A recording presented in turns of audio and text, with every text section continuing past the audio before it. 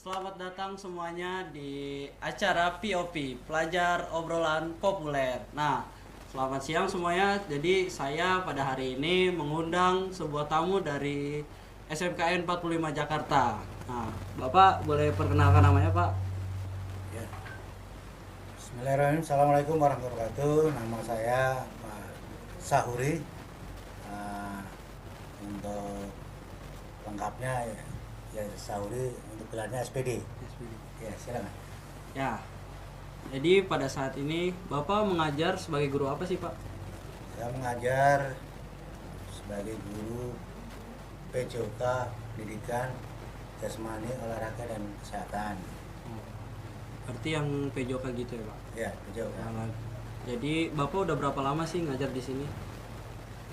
Untuk ngajar itu dimulai dari tahun 1994 itu di Jakarta. Namun untuk di SMK 45 itu di tahun 2010.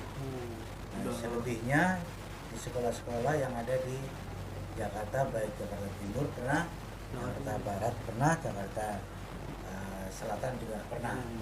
Banyak.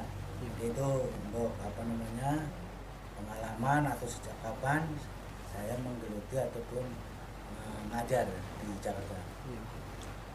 Untuk mengajar itu Bapak pernah nggak sih dapat pengalaman yang gak enak gitu dari murid-muridnya atau gimana?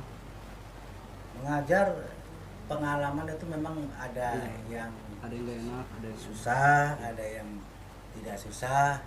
Tapi ketika kita menggeluti dengan profesi sebagai seorang guru, apalagi guru olahraga, dengan mencintai guru, kemudian berolahraga yang baik, apapun ada tantangan untuk kesusahan ini bisa dilewati. Memang ada yang kadang-kadang sudah diberikan pembelajaran untuk buku dan sebagainya, sekali dua kali memang belum langsung bisa dinikmati, belum bisa nampak hasilnya. Memang harus berkali-kali, itu memang itu susahnya. Tetapi ketika kita selalu suka dengan profesi, selalu suka dengan apa yang kita ajarkan, dan apa yang diajarkan bermanfaat, saya rasa kesusahan ini bisa dilewati dengan baik. Kemudian Bapak selain menjadi guru, Bapak membina sebagai apa juga? Waktu dasar dari saya ini sebenarnya kuliahnya dulu namanya IKIP Jakarta. IKIP, nah jurusan saya itu dulunya pelatihan. Nah, pelatihan ini karena di keguruan bisa menjadi guru, bisa menjadi pelatih, bisa menjadi mentor di beberapa organisasi yang sifatnya untuk peningkatan kebugaran. Jadi bisa jadi guru, bisa jadi pelatih, dan untuk saat itu pernah memegang atau membina itu tim futsal Provinsi DKI di tahun 2017. Itu kegiatannya adalah USN, dan anak-anak futsal saya seleksi dilatih di SMK 45 dari berbagai SMK yang ada di Jakarta, menjadi tim Kemudian pada saat 2017 di Makassar, tepatnya di Gor Goa Makassar, ya lomba, dan targetnya memang 4 besar, dan alhamdulillah DKI kemarin 4 besar waktu tahun 2017 itu. Jadi selain guru, jadi bisa menjadi pelatih ataupun pembina di klub-klub lain. Kira-kira metode apa sih Pak yang Bapak lakuin pas ngajar gitu? Pas lagi ngelatih? Metode, Iya. kalau metode sebenarnya metode ini banyak ya. Metode yang apa namanya, yang kita gunakan tergantung beberapa metode yang nantinya kita upload dan bisa berkolaborasi, karena dengan metode satu dengan metode satunya belum tentu metode itu bisa diterapkan dengan tepat. Nah, hanya beberapa kolaborasi, beberapa metode-metode yang bisa diterapkan sehingga bisa apa namanya, meningkatkan untuk prestasi. Jadi kolaborasi metodenya beberapa metode yang kita coba, yang kita trial, coba dan seterusnya, sehingga akan menemukan metode yang tepat untuk bisa membina atletnya. Untuk lomba tersebut kan Bapak pernah memimpin ya? Pernah Nah, memimpin. ada pengalaman seru gak Pak pas lomba gitu? Pengalaman seru itu begini, ada dari segi panitiaan, saya masih terbang di pesawat, turun di bandara Hasanuddin saat itu.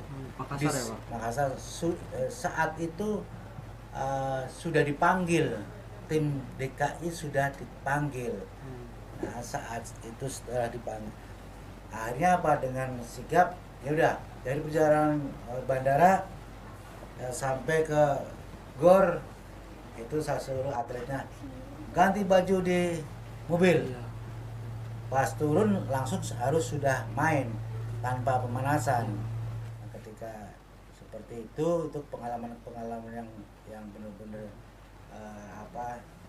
seru. Dan pada saat main, babak pertama kalah 2-0. Setelah 2-0, akhirnya ya udah, saya kasih motivasi, kasih masukan. Ketika nanti endingnya tidak bisa membalikan di babak kedua, tidak ke hotel penginapan, kita langsung pulang ke Jakarta lagi. Akhirnya pas kejadian terakhir silakan main baik, main tulus, semangat dan sebagainya. Akhirnya endingnya 4-2 untuk Provinsi DKI, akhirnya bisa masuk ke itu pengalaman yang seru. Masih di bandara sudah dipanggil untuk main. Iya. Ya. Itu kejadiannya udah lama atau masih baru Pak kira-kira? Saat itu saat saya ditugaskan untuk memegang tim Provinsi DKI ya, tahun 2017.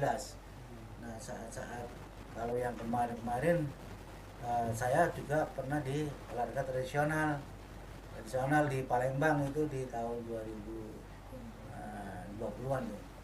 Palembang ya, lucu, olahraga yang baru muncul, jadi sehingga kadang-kadang kita beradaptasi,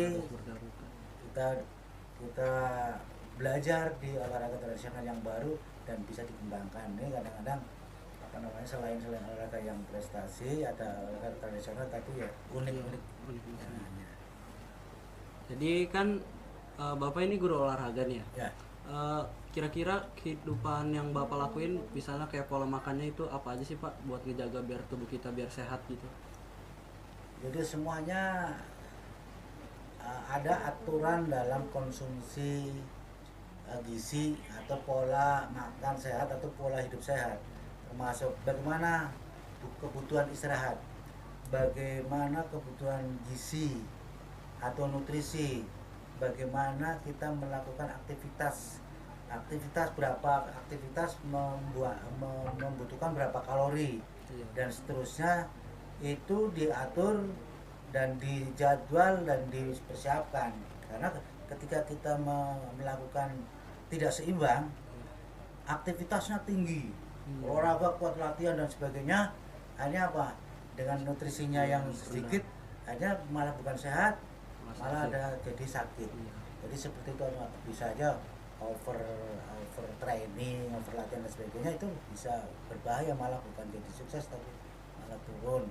Jadi pola makan dan pola aktivitas, gizi dan sebagainya semuanya diatur dan harus seimbang. Oh iya benar. Jadi kita harus makan sayur juga Pak. Sayur, Ya.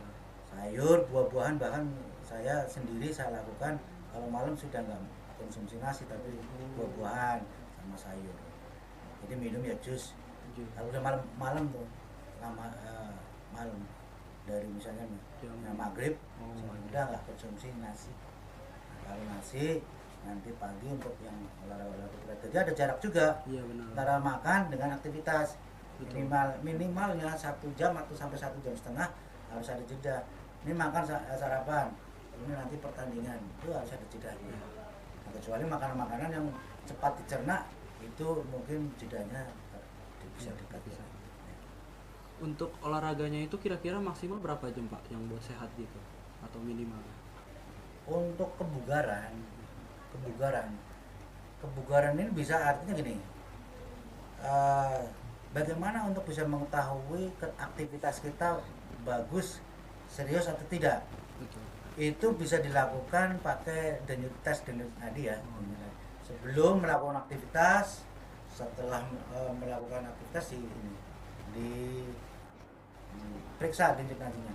Kalau nanti denyut nadinya naik, berarti aktivitas yang dilakukan serius dan bermanfaat. Karena apa? Kita melakukan kebugaran ketika tidak ada waktu yang ditentukan, katakan minimalnya misalnya 10 menit bergerak. 10 menit bergerak bisa untuk meningkatkan kebugaran jasmani. Jadi ada waktunya ditentukan, ada tes periksa untuk bagaimana aktivitas kita serius atau tidak dengan nadi seperti itu. Betul. Jadi guys, jangan lupa olahraga karena olahraga itu sangat penting ya Pak. Sangat penting buat tubuh kita juga. Buat yang di rumah aja juga harus lagi masa pertumbuhan. Lagi masa pubertas. Nah, jadi gini aja, kita break sebentar. Jadi sampai kembali di segmen selanjutnya. Dadah. Lama nih nggak foto.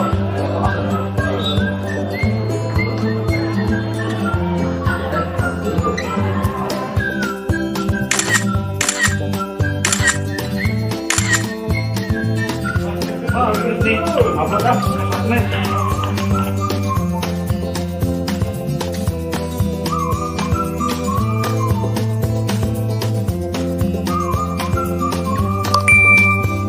Wah, kayaknya banyak nih yang like.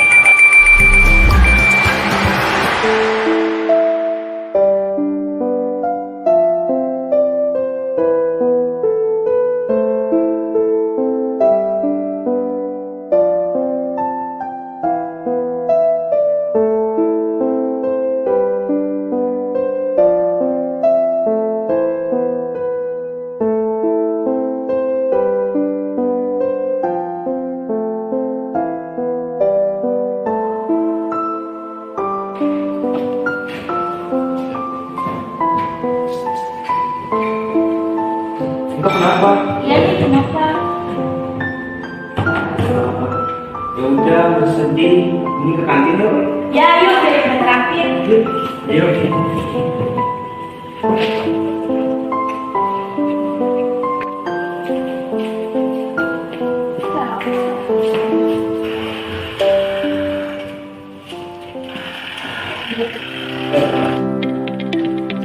Nah, teman-teman, sosial media memang tempat yang menyenangkan untuk berbagi, tapi kita harus bijak dalam menggunakannya. Benar banget, kadang kita lupa bahwa apa yang kita tulis atau enggak bisa berdampak besar pada perasaan orang lain. Kata-kata yang kita anggap sepele bisa menyakiti hati seseorang. Seperti yang kita tadi lihat, komentar negatif bisa membuat seseorang merasa terpuruk. Tidak ada yang ingin dibully, apalagi di depan umum di sosial media. Makanya, selalu berpikir dulu dalam sebelum memposting atau berkomentar. Tanyakan pada diri sendiri apakah kata-kata kita bermanfaat atau justru menyakitkan hati orang lain. Mari kita ciptakan lingkungan sosial media yang positif, saling mendukung dan menghargai satu sama lain. Sosial media sehat, mental kuat.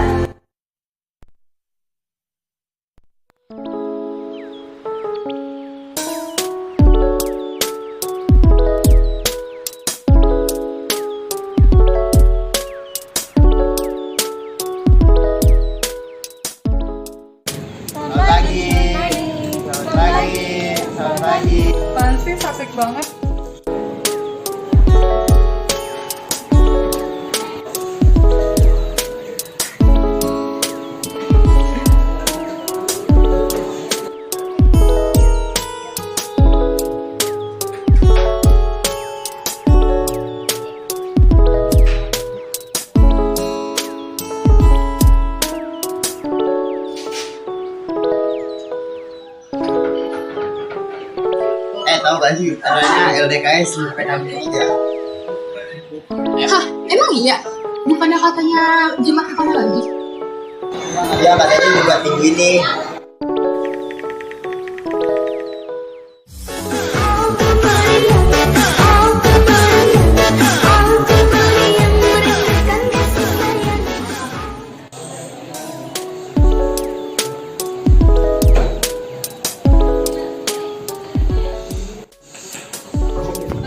Beneran deh gede, lucu banget gila.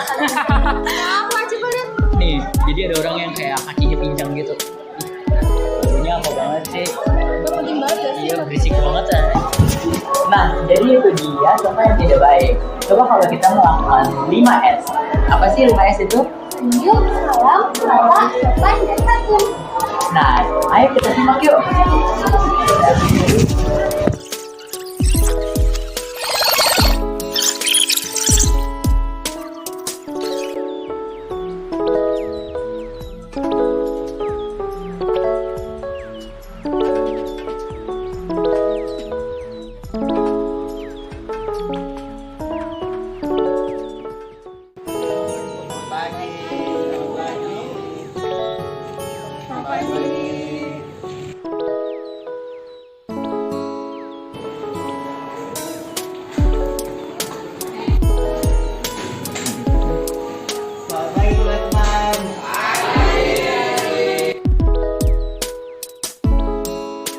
Assalamualaikum.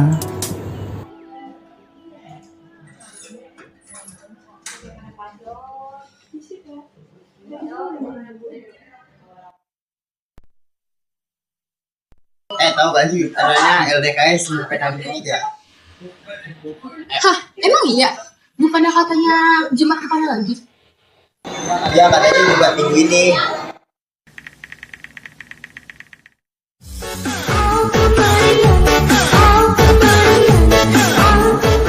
Jadi LDKS yuk. Ini ya.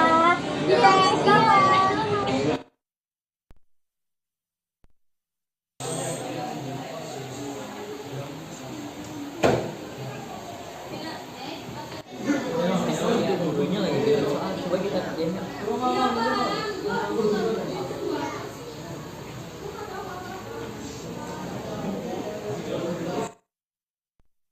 Baik anak-anak, apakah ada yang bisa menjawab pertanyaan ini?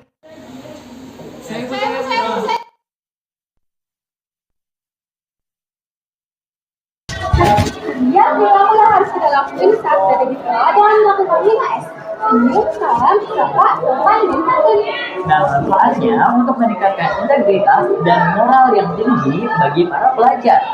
Jadi, jangan lupa untuk melakukan 5S.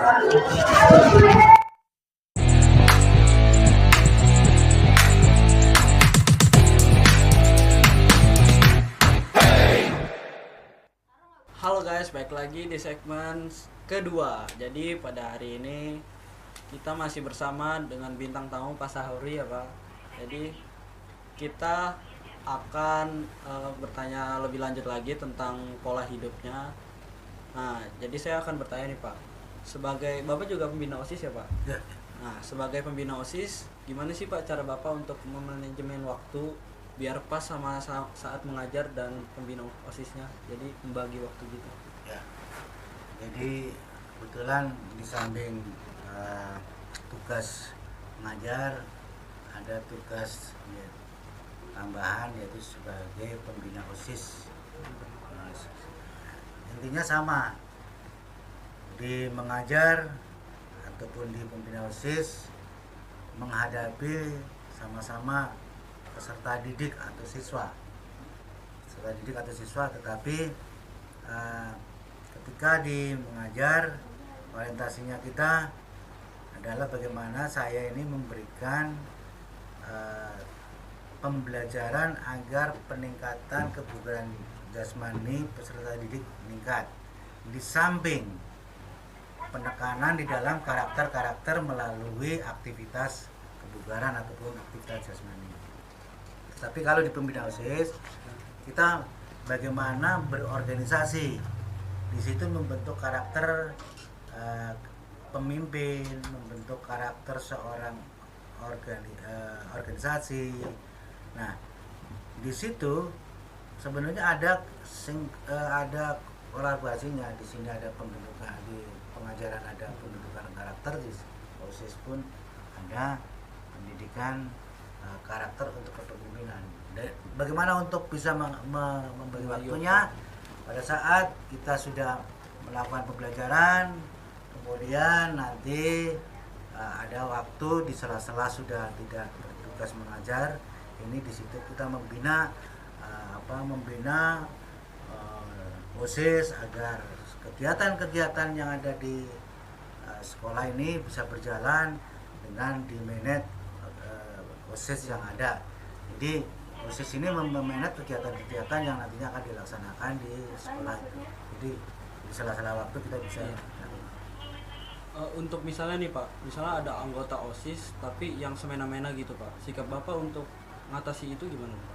untuk anggota OSIS yang semena-mena, makanya kan sebelum jadi OSIS itu sudah ada namanya LDKO, latihan dasar kepemimpinan OSIS, ada seleksi dan seterusnya.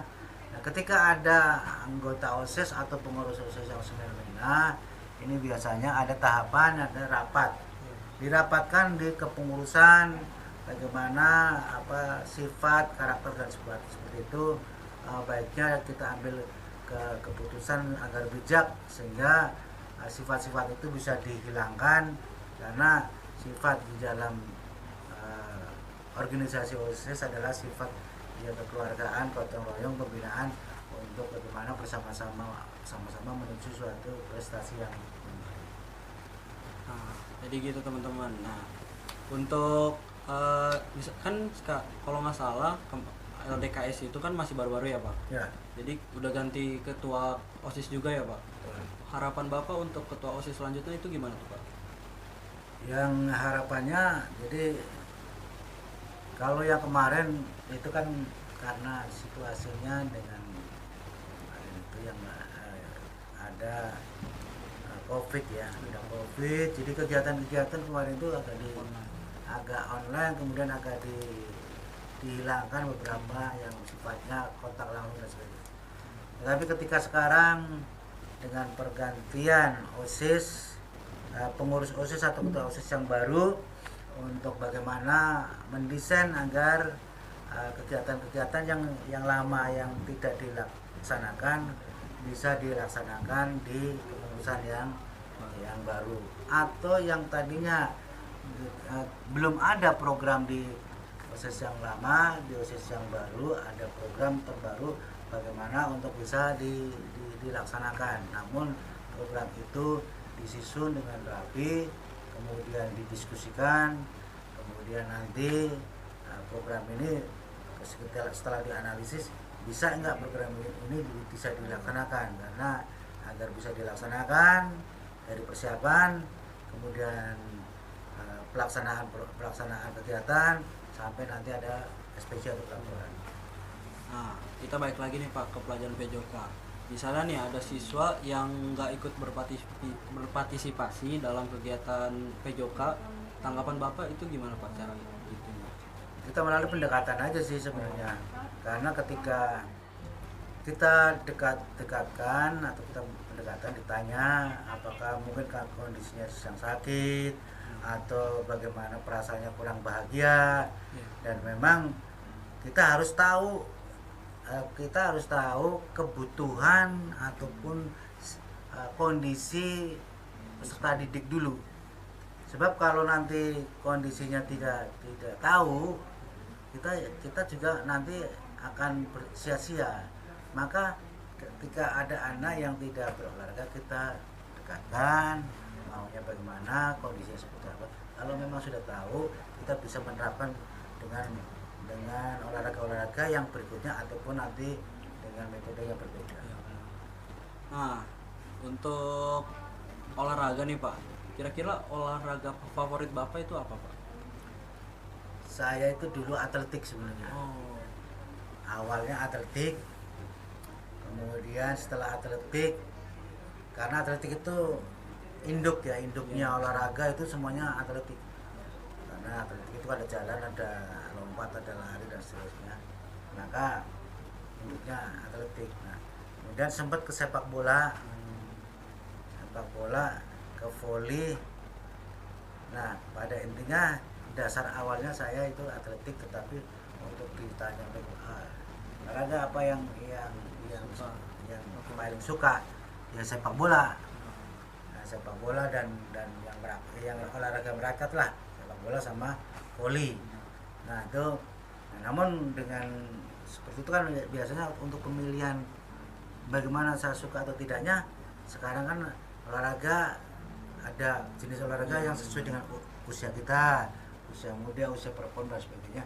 Nah, memang dasar awalnya atletik ya, karena mungkin waktu masih muda, waktu masih kencang larinya dan sebagainya. Dan sekarang mungkin itu, jadi dasarnya memang atletik saya sukanya, tapi setelah berkembang sukanya sepak bola dan bola voli. Jadi sukanya sepak bola ya Pak? Sepak bola ya. Jadi kan Bapak bilangnya Bapak tuh pernah jadi atletik juga ya Pak?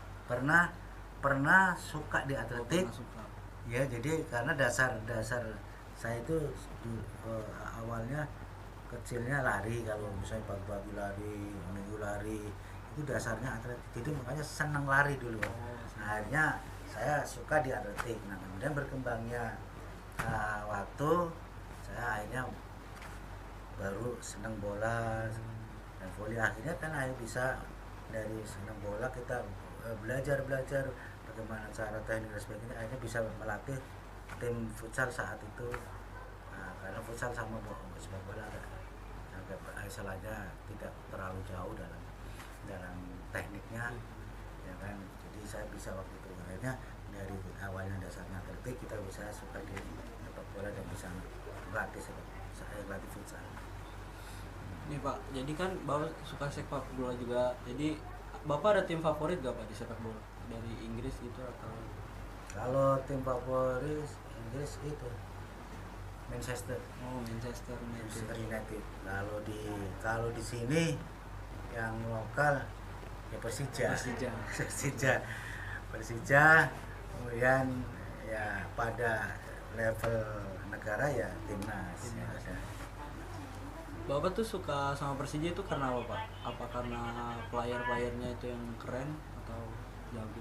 Sebenarnya playernya bagus-bagus tuh. Cuman ya kadang-kadang ya endingnya yang kadang-kadang nggak pas. Tapi sebenarnya playernya bagus-bagus. Bahkan ya yang sudah termasuk hebat itu dulu Bambang Pamungkas itu kan, itu luar biasa. Cuman sebenarnya pemainnya bagus sih. Ya, pada dasarnya suka dengan pemainnya yang bagus. Nah, jadi gitu guys. Jadi Bapak suka Persija. Ya, Persija. Jackmania. Jadi kan kita udah banyak ngobrol nih Pak. Gimana kalau ada hiburan gitu Pak? Kayak nyanyi gitu. Nah, tapi sebelum kita masuk ke hiburan tertentu, kita akan menutup segmen selanjutnya. Jadi jangan lupa tonton lagi di segmen selanjutnya. Kita masih ada lagi dan kita akan menyanyi bareng Pak Sauri. Nah, jadi sampai jumpa di segmen selanjutnya. Dadah.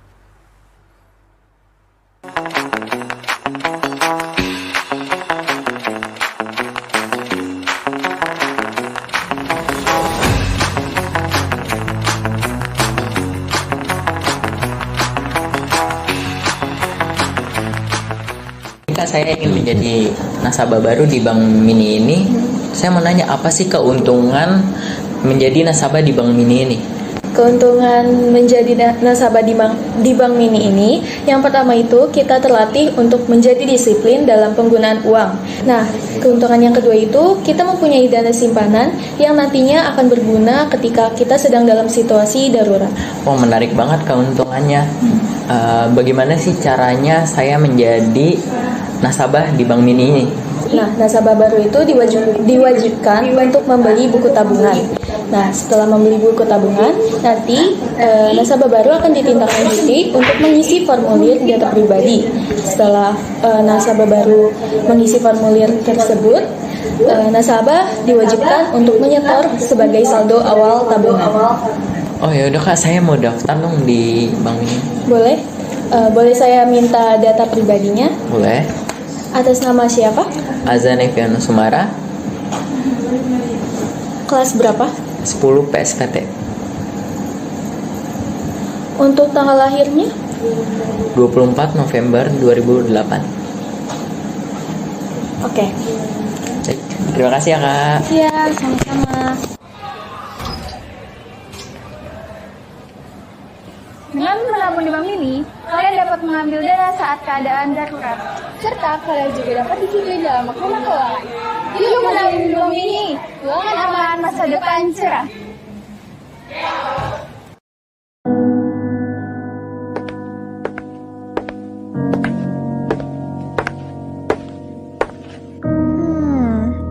Kira-kira ada yang inget ulang tahun aku gak ya?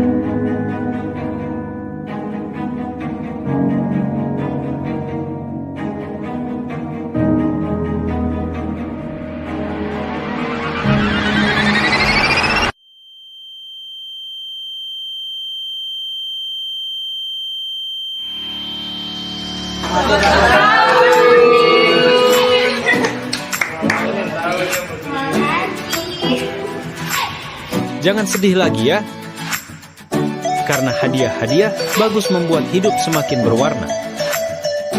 Produk-produk keren hanya ada di UPD Cafe. Maka dari itu, segeralah membeli produk dari UPD Cafe. Orang bahagia tentu karena hadiah.